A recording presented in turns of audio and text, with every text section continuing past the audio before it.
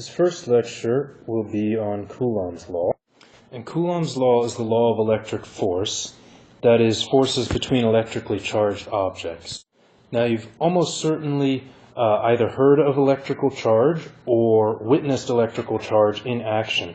So we'll start by just talking about a couple of examples of electric charge and what it means before we get right into Coulomb's law. Now, if you've taken chemistry, you probably talked about the structure of the atom.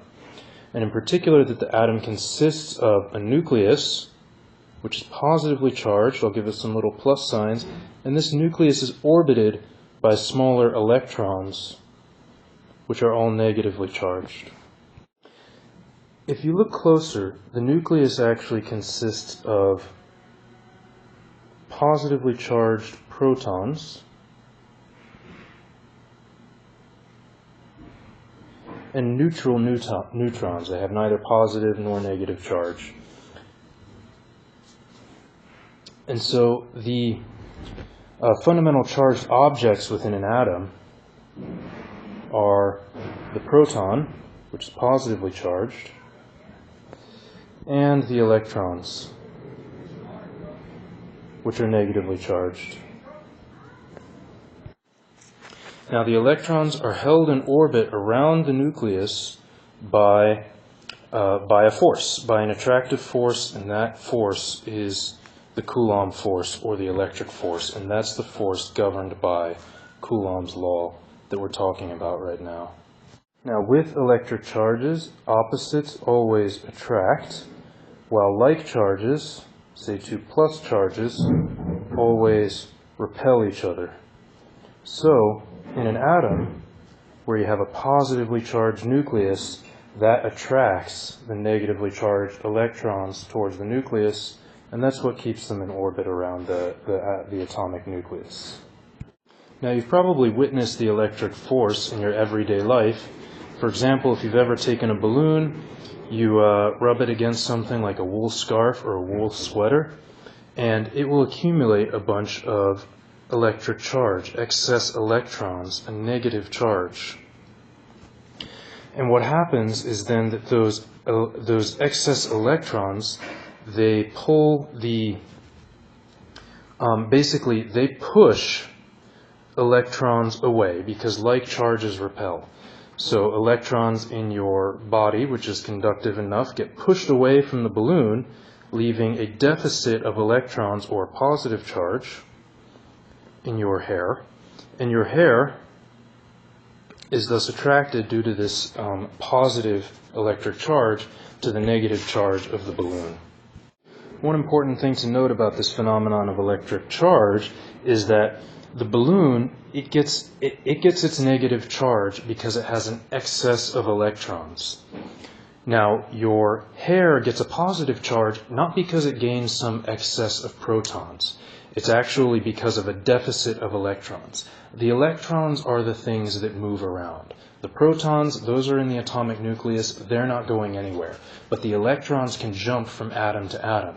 So remember that generally speaking, a negative charge is extra electrons. A positive charge is missing some electrons. It's not excess protons. It's a deficit of electrons resulting in a positive charge. So the balloon, a charged up balloon, it pushes the electrons away because of that repulsive force between like charges, leaving an excess of, or rather a deficit of electrons in your hair, which is a net positive charge, and that's attracted to the negative charge of your balloon. Now, another example of this is if you've ever gotten a static electric shock, sometimes by walking around on a carpet with the right kind of shoes, maybe rubber soles, can cause you to become electrically charged. You get an excess of electrons, and then if you go and touch a doorknob or something like that, a similar thing happens. Okay, the excess electrons, the negative charge in your body, pushes electrons away from the doorknob into the door or something, or to the back of the doorknob, so that it has a net positive charge. And now there's this attractive force between the electrons in your body and the positively charged doorknob. And what happens is then, once you get close enough, those electrons are just dying to get to those positive charges. And once you get close enough to that doorknob, right before you grab it, you get close enough for those electrons finally to jump from your hand to the doorknob, and you get a little spark, and you feel that little zap, that little static electric shock.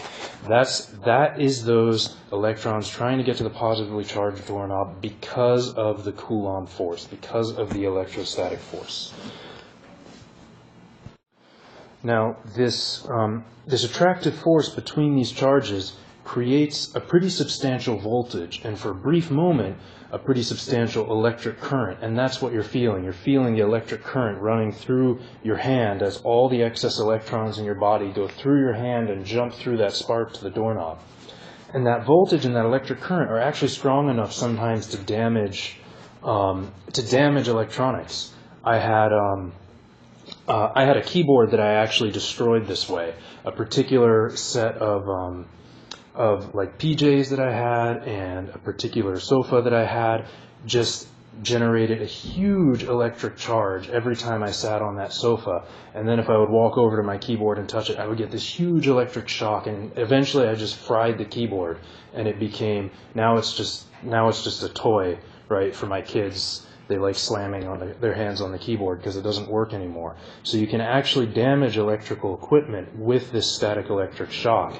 And so when working with sensitive electrical equipment, sometimes you have to implement safety procedures in order to prevent these accidental static shocks.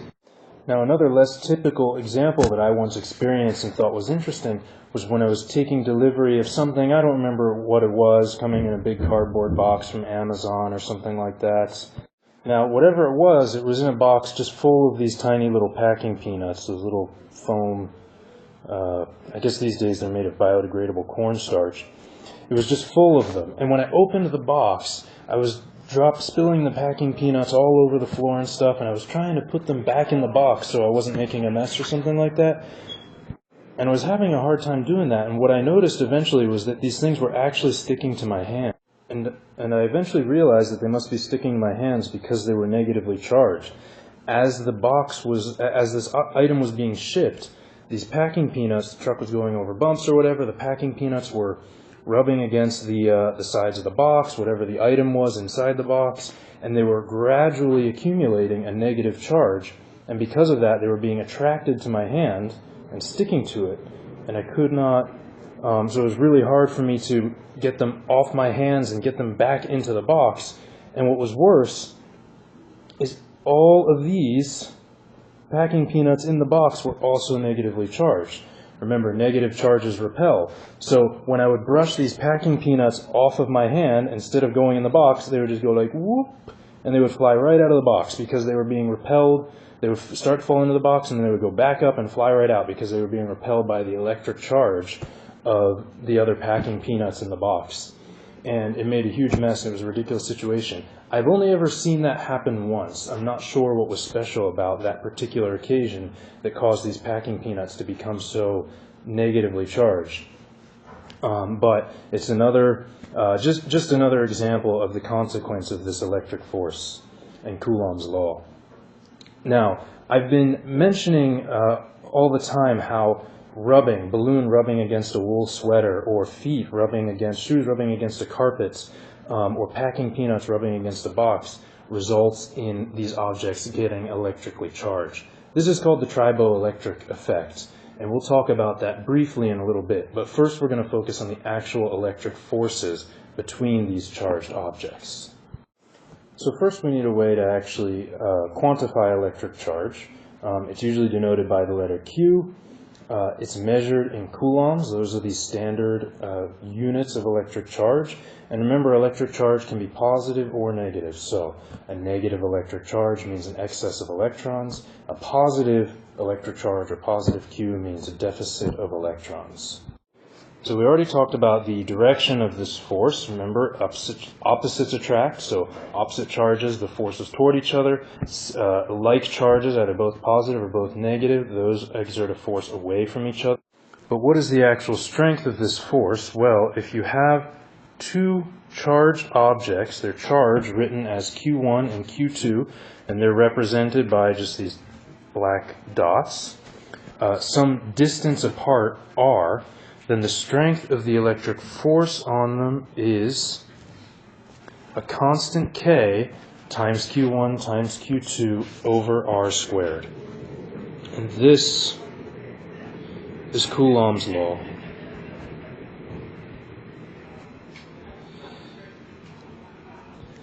Now, if you remember when we did gravity, recall Newton's law of universal gravitation. That was that the gravitational force between any two masses with mass m1 and m2, distance apart r, was a constant g times m1 times m2 over r squared. Now, that looks very similar to Coulomb's law. So, in a way, they're almost like the same law, just with different letters. Now, they're not quite the same. Gravity is always attractive. Electric charge is not always attractive. Only opposite charges attract, like charges repel.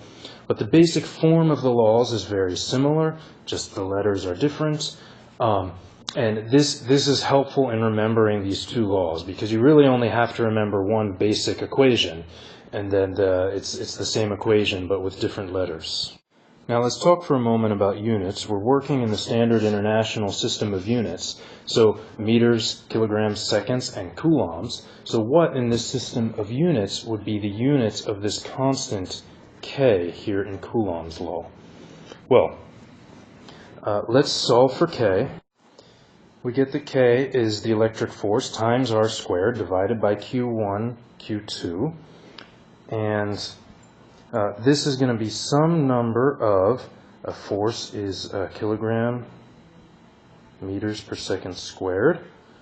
Radius is meters, so meters squared. And down at the bottom, we have coulombs squared. And so this works out to some number of kilogram meters cubed per second squared per coulomb squared. And the number isn't too hard to remember. I happen to remember that it is 9 times 10 to the 9th, approximately. Kilogram meters cubed per, let's clean up the units a little bit and write kilogram meters cubed per second squared coulomb squared. This also could be written if we had just left the kilogram meters per second squared in the form of newtons.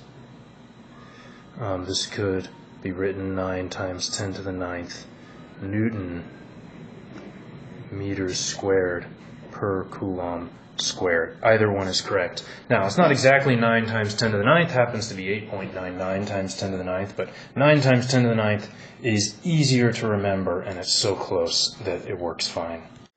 Now, let's do a quick example problem, just an example application of Coulomb's law to actually compute an electric force. Suppose we had two balloons, charged balloons, and we know that the charge on both of them is negative 10 to the minus 8 coulombs, and let's say there's some distance, 2 meters apart. And we want to know what the force is exerted on, that they exert on each other. First of all, they have like charges, okay, both are negatively charged. So opposites attract, like charges repel. The force, they'll exert a repulsive force on each other. And the strength of that force we can compute just using Coulomb's law. It's K, Q1, Q2 over R squared. Everything's already in standard international units, so we can just plug in numbers.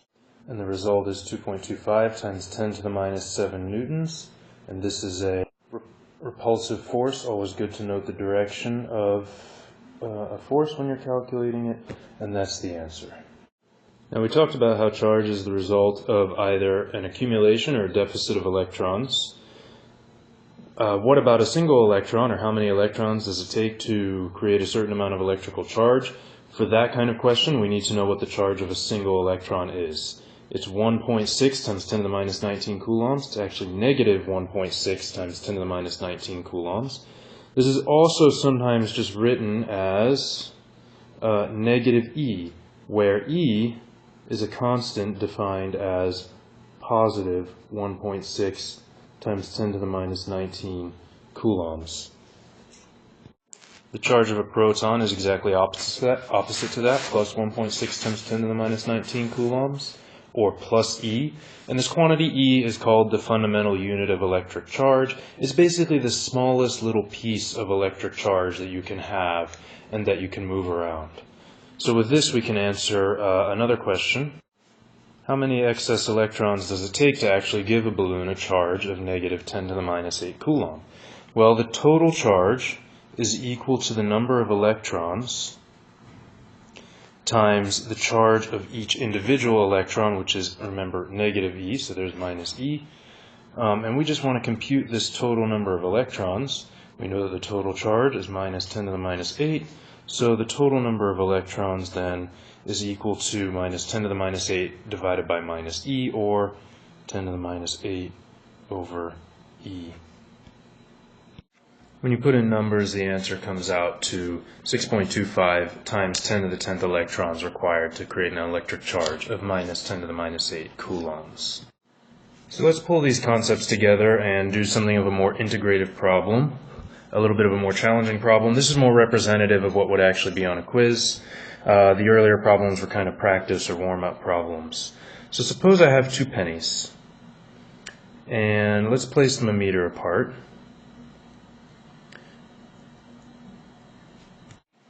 And let's suppose that somehow 1% of the electrons from one of the pennies was moved to the other penny. The electron that lost the pennies now has a positive. The penny that lost the electrons now has a positive charge, a deficit of electrons, and the other has a negative charge. So they're going to have an attractive force pulling them together. And the question is, how strong is that force? Well, first we have to find out exactly how much of a charge is constituted by 1% of the electrons in a penny, and then we have to find out, using Coulomb's law, what the actual force is between these 2 pennies once we know the charges on them. Now for this we'll have to recall back to first semester and Avogadro's number, or recall chemistry, and we'll have to use that to actually figure out how many electrons are in a penny, and then how many, what is the charge of 1% of those electrons. A couple of facts that we'll have to use. We'll have to use the mass of a penny, which happens to be 2.5 grams. And we'll have to use the fact that pennies are made mostly of zinc. Zinc has an atomic number of 30 and an atomic mass of about 65 atomic mass units. So, step 1, we'll find out how many actual atoms of zinc are in a penny. We did this problem last year. We used the fact that the total mass of a penny is equal to the atomic mass of a single zinc atom times the number of zinc atoms. And so that means that the number of zinc atoms is equal to the total mass of the penny divided by the mass of a single zinc atom, or 2.5 grams divided by 65 atomic mass units. And then we have to recall the conversion between atomic mass units and grams, namely that 1 gram is equal to Avogadro's number, Na, of atomic mass units. So a single AMU then is equal to 1 over Avogadro's number grams. So we can convert this AMU to grams by dividing it by Avogadro's number. 65 over Avogadro's number grams.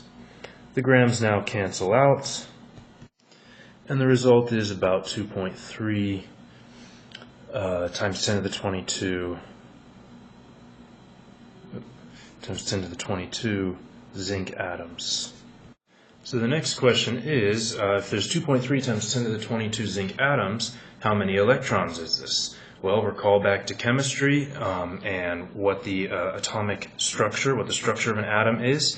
The atomic number of 30, that tells you how many protons are in a zinc atom. Remember that each proton has a charge of plus E, so a zinc atom, when it's electrically neutral, has got to have 30 electrons to make up for those 30 protons so that the net charge is 0, 30E minus 30E.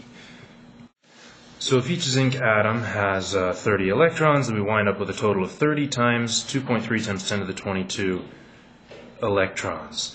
Now we're going to take 1% of them and move them over. 1% just means dividing by 100. So that means 1% of the electrons is equal to 6.9 times 10 to the 21 electrons. And finally, we're almost done with the first part of this problem. What is the charge carried by that 1% of the electrons? Well, the total charge we just talked about is equal to, that's a Q, the number of electrons times the charge of an individual electron. So, well, I'm going to write the number of electrons, I'm going to call that NE, so that to avoid confusions with all the capital N's. So the original capital N that we had defined right down here was the number of zinc atoms, and A is what I'm calling Avogadro's number, and E is the number of electrons that we're moving over. So the total charge is the number of electrons times the charge of an individual electron, or 6.9 times 10 to the 21 times the charge of a single electron, which is 1.6 times 10 to the minus 19 coulombs. And that works out to approximately 1,100 coulombs. So, the penny on the left has a charge of plus 1,100 coulombs, and the penny on the right has a charge of minus 1,100 coulomb. So all we have to do now is apply Coulomb's law. Force is K, Q1, Q2 over R squared. And the result is roughly 1 times 10 to the 16 newtons. Now the direction is attractive. These are opposite charges. And this is a huge force. It's a ridiculously large force. And the takeaway message is here, charges are small. Recall from the other balloon problem that we did a little bit ago, the charge there was 10 to the minus 8 coulombs. That's more of a realistic, typical electric charge. And put another way, when you're talking about 1% of the electrons in a penny, or 1% of the electrons in anything, that's a huge number of electrons. So when things are positively or negatively charged, it's actually a tiny fraction of their electrons that's being moved over in order to generate that charge. Now we'll define a concept of an electric field, and recall the concept of a gravitational field.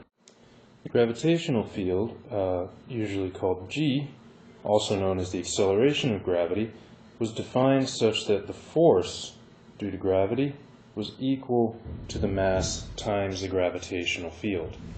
The gravitational field due to a point source of gravity, a point mass, is then just the gravitational field divided by m, and plugging in the expression for the gravitational the gravitational force divided by m, plugging in the expression for gravitational force due to a point mass, the little m's cancel, and this left us with Gm over R squared.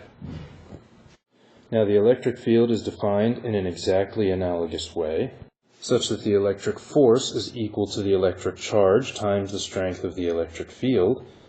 And if I plug in the expression for the force due to a point charge, and here I'm using capital Q and lowercase q rather than Q1 and Q2, but it means the same thing, it's just two different charges, then one of the charges cancels, and we get that the electric field due to a point charge is kq over R squared.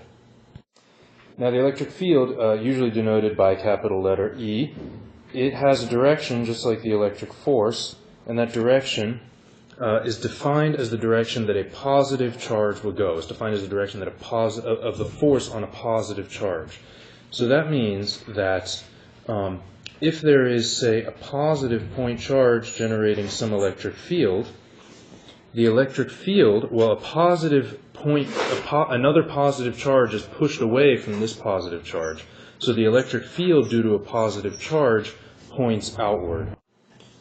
So this is the direction of the electric field vector due to a positive point charge. For a negative point charge, then, of course, the electric field points inward toward the negative charge. Okay, it's the direction that a positive charge would go.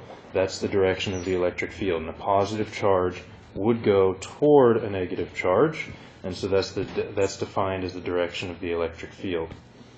Now, let's talk for a moment about units of the electric field. As we can see in the definition of electric field, the electric field comes out to a force divided by a charge. So the electric field has units of, it's some number of newtons per Coulomb in SI units. Now let's do a sample problem. Suppose we have a uniform electric field indicated by these leftward pointing lines, and we have a balloon. It's anchored, hanging on some rod, and it's hanging down at some angle from the vertical, because that balloon has a charge on it. Let's say it's a charge of minus 10 to the minus 8 coulombs. Remember, the electric field points in the direction that a positive charge will go. A negative charge will go the other way, so that's why when immersed in the electric field, the balloon with a negative charge swings up opposite the direction that the electric field is pointing. And let's say as a result of this, the balloon is hanging at an angle of 20 degrees to the horizontal. It has a mass of 10 grams, and the question we want to ask is, what is the strength of the E field in this case? We need to use Newton's second law, so here's the free body diagram. Summing up the forces and doing some algebra, we get that the electric field is equal to mg tan theta divided by the charge. And plugging in numbers, we get that the electric field is 3.6 times 10 to the 6 newtons per coulomb. So here are two homework problems based on this stuff. First problem, suppose we have two balloons hanging from a rod, and they have equal charges. Equal charges means they repel, they push each other apart, and suppose they hang at some angle, and we'll say that that angle is 20 degrees. And they're tied to the rod a distance of 0.1 meters apart, and the strings they're hanging on are 1 meter long. What is the charge on the balloons? Remember, we're assuming that they have the same charge.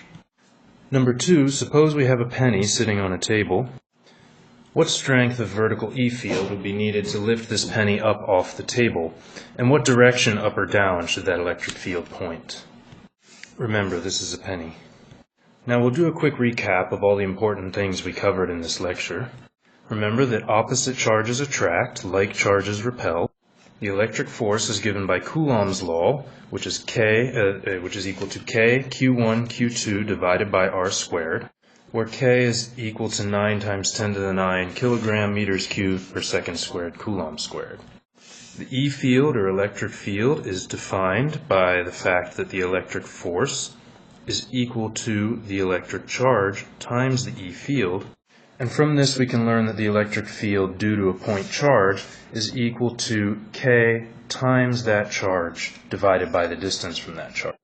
Remember that the E field is defined to point in the direction in which a positive charge would move. Negative charges will move opposite the direction of the E field. And finally, remember that the fundamental unit of electric charge is called lowercase e. It's 1.6 times 10 to the minus 19 coulombs, and electrons have a charge of minus e, and protons have a charge of plus e.